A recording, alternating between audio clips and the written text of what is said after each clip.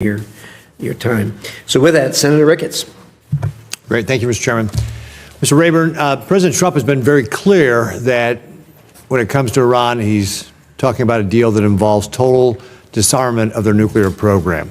That means no enrichment, no plutonium processing, no centrifuges, nothing like that.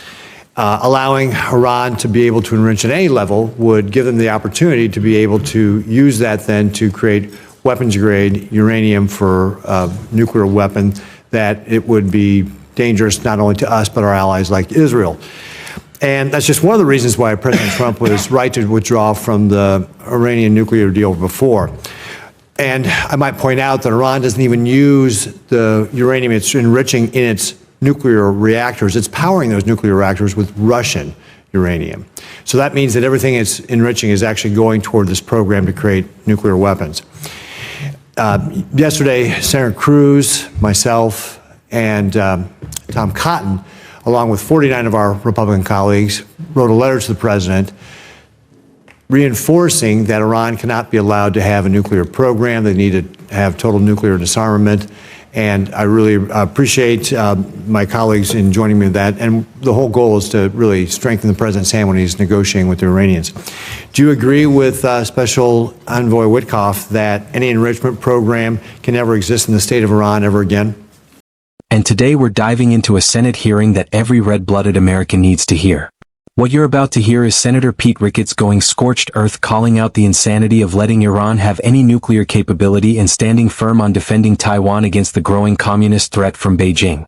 Let's break this down like true patriots. Senator, thank you for raising that. I do agree with Special Envoy Witkoff, and the President, Secretary Rubio, have been very clear about it as well. Does Iran need a domestic enrichment program to have a domestic nuclear power program? No, Senator. There are literally dozens of countries in the world that have civil nuclear programs where the countries don't have their own enrichment capability. They buy the fuel from third parties, nor do they reprocess the spent fuel. Given Iran's previous history of deception and not allowing us to verify, how important is it to have a really strong verification program for any deal that we would be able to do with Iran? Senator, it's essential because I think the Iranians have not operated in good faith, even under the terms of the JCPOA. They've exceeded limits. They even were allowed under the JCPOA, as well as the other pattern. The rest of the pattern of their behavior since 1979 indicates there has to be very stringent controls, oversight of whatever is agreed with them. The IAEA has said they've lost control, can't even account for anything they've got in Iran right now. Do you think that really only total disarmament of their program is the only way we can truly know that they do not have a nuclear weapons program? Senator, I think that's in line. I think that is the President, Secretary Rubio, Special Envoy Witkoff's position, determination. I think it's wise that the Iranians don't need and should not have their own enrichment capability. If civil nuclear power is really what they're interested in, or medical research, they can buy the fuel from third parties. They don't need to have their own enrichment capability. Great, thank you. Last month, I'm going to switch gears a little bit. Last month, I led a CODEL with Senator Coons and Senator Budd to Taiwan. And the impression that was left on all of us is that we need a partner who's willing to do what's necessary for self-defense in the face of increasing aggression from Beijing. President Lai's whole of society resilience effort, through that effort, Taiwan citizens are being galvanized, prepare for an invasion and resist the coercion from the Communist government in China. The government also is focused on military reforms, including enhancing its reserve force. And on defense spending, Taiwan's legislature recently approved the largest ever national defense budget. Now, Taiwan has still got a lot of work to do on all these fronts and must do it quickly to be able to deter Communist China. But we got to do better as well, whether it's howitzers or Stinger missiles or Abrams tanks or F-16s. These are all experiencing multi-year delays. And of course, Xi Jinping is told his military to be ready to invade Taiwan by 2027. We've kind of hit upon this already, Mr. Pratt, but my understanding is that these delays are a result of both industrial base that is struggling to meet demand and bureaucratic hurdles and delays in arms sales process. If confirmed, what actions can you do to help Taiwan get more of the backlog that we've already agreed to provide to them and ensure more timely delivery? Thank you for that, Senator. Certainly Taiwan is our most important partner, certainly the most important partner in the region. Perhaps it faces the most asymmetric threat in the history of the world and its northern neighbor there. So we're certainly very committed. I can't speak to the existing problems that you mentioned, but I'm certainly very committed, if confirmed, to taking a comprehensive review of how we can help Taiwan and increase our support thereof. Great.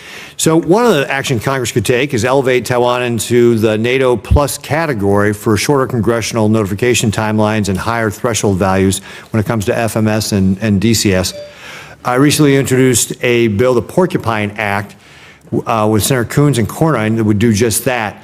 Mr. Pratt, if confirmed, what do you think of that idea? Would you support that effort? I'm very familiar with that effort, sir, and I'm very supportive of taking a hard look and to figure out the best way forward with that. Great. Thank you, Mr. Pratt. Thank you, Mr. Chairman. President Trump was right to withdraw from the Iranian nuclear deal. Iran powers its nuclear reactors with Russian uranium. So what the hell are they enriching uranium for? Exactly. That's the kind of straight shooting we need more of in Washington. Folks, Iran isn't enriching uranium to power their homes or run hospitals, they're enriching it to build bombs. Period. And the only thing more dangerous than a terrorist state is a terrorist state with nukes. And let me be clear, President Trump was 100% right to rip up that pathetic Obama-era JCPOA deal. You don't negotiate with liars. You don't make deals with death cults who chant, "Death to America," on live television. Iran cannot be allowed to have a nuclear program. They need total disarmament. That's leadership, folks. That's America first. And that's what the Biden administration refuses to say. They're more concerned about being nice and getting photo ops with our enemies than protecting this great nation. And did you catch that part? Even under the so-called deal, Iran exceeded limits. They broke the rules, and what did the globalists do? Nothing. Just more paper pushing and begging Iran to come back to the table like some kind of toxic ex. Unbelievable. Now let's talk about Taiwan, because this is where the rubber really meets the road. Senator Ricketts took a CODEL congressional delegation to Taiwan with Senators Coons and Budd. And guess what they saw? A country fighting tooth and nail to prepare for an invasion from communist China. They're increasing their defense spending. They're overhauling their reserves. They're building what President Lai calls a whole-of-society resilience program. In other words, they're doing what America should be doing. But here's the kicker, we're dragging our feet. We've got F-16s, Abrams tanks, Stingers, and howitzers all stuck in the pipeline because of bureaucratic red tape and weak industrial capacity. And meanwhile, Xi Jinping is telling his military to be ready to invade Taiwan by 2027. That's just 2 years away. And if you think he's bluffing, you haven't been paying attention. The Chinese Communist Party doesn't bluff. They build, they infiltrate, and they act. Just ask Hong Kong. Ask the Uyghurs. Ask anyone with a spine who knows history. Taiwan is perhaps facing the most asymmetric threat in the history of the world. He's damn right. Taiwan is David, and Beijing is Goliath, but in this story, David doesn't have a slingshot unless we give it to him. That's why I love the idea of elevating Taiwan to NATO plus status. Shorter wait times, faster arms transfers, stronger defense commitments.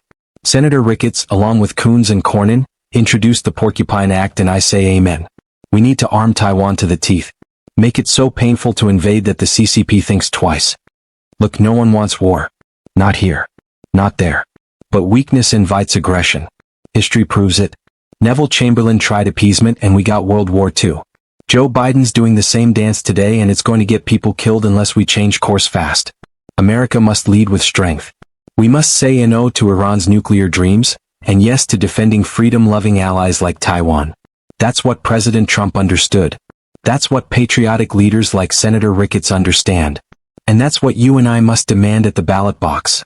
If you're sick of weak leadership, if you believe America should be feared by its enemies and respected by its allies, then hit that like button, subscribe, and share this video far and wide. Because the mainstream media won't cover this the way it needs to be covered. But we will. Right here. Stand tall. Stay proud. Keep your powder dry. We are the Constitution Corner, where Americans' root guides its future, and this is where freedom lives. God bless you. And God bless the United States of America.